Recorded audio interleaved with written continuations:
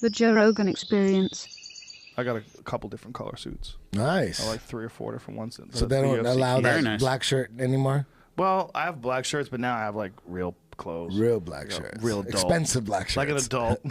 I never wear black shirts. Why? Ever. Because everybody, I get so much shit every time. I told somebody I had black shirts because they go with everything. I fucking throw all them away. For the people at home, by the way, Eddie Bravo outside as I pulled up thought I was Joe. He mistook me walked up to me like, hey, Jimmy. And I was like, he fucking thought I was Joe. And he goes, thought you were Joe, dude. And I was like, no. He came in with an old-ass car. I thought muscle car, man. Yeah. My Firebird. Yeah. That's funny. So, yeah, I don't wear fucking black shirts. I'm so sorry. Fuck you. What's fucked up is that you were bald before me. I You was. shaved your head before me. I fucking freaked out when I you shaved tapped your out head. later. I was like, fuck. Yeah. And But it's after a cool, while- man. It's all good. I apologize. It's all right. No, it's just an illustration of the natural. My mom got us confused one time. I'm not even fucking joking. Oh no! I told you that story on the first that's podcast. right. That's right. Well, I was at my mom's house. She was making me dinner, and I was going to watch UFC. So a lot of times I go to my mom's house. She's an amazing cook. She's Greek. You guys will have to come over and have dinner sometime. All right. So I went to her house. She's making me dinner. So we're watching the UFC. She turns around. She goes, "Oh, this is one of yours."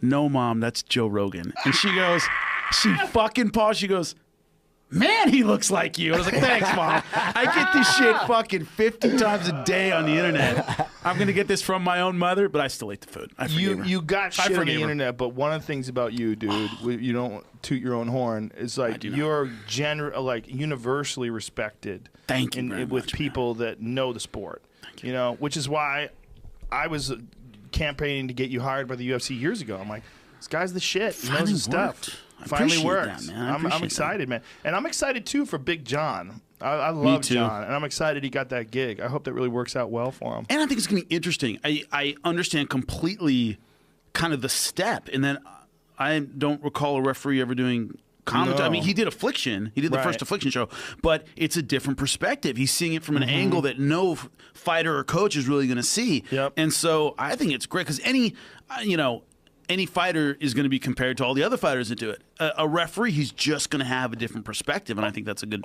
choice. If he does it with John, or if John does it with Mike, Goldberg and John are real good friends. First show is Mike. That's I perfect. believe. That's I believe. Beautiful. Don't quote me on that, but I believe it. They're real good friends. So Yeah. that should just be real easy. Yeah, Mike's easy to work with. He's great. Mike's easy to work with. Mara was too. Both guys were easy to work with. They're very different, but both guys were easy to work with. Man, I was impressed with both of them. Honestly. Yeah, Mike's a sweetheart. Look, we need more work for a lot of guys, but yeah.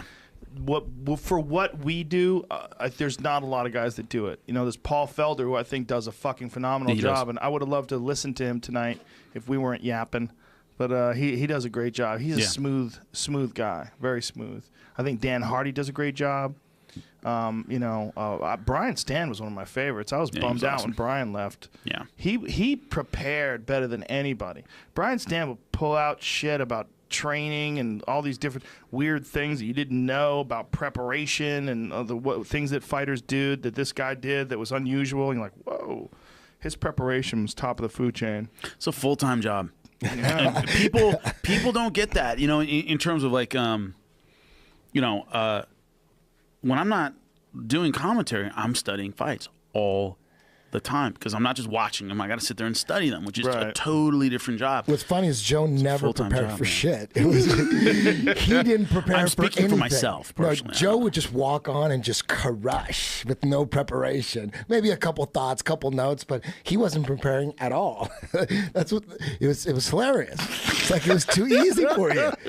Well, it's all the things I do live. If you think about how much stand-up I do live, and then how much podcasts I do live. Yeah. Like this is before the podcast. That's true. That is true. Yeah. Well, the thing was, they wanted to have like some sort of planned out interaction between that's one of the things that people would freak out about. Like when we would do the beginning of the fight, and Goldberg would say, like, Matt Hughes fights Frank Trigg for the UFC welterweight title, and this is an important fight. I didn't know what the fuck I was going to say.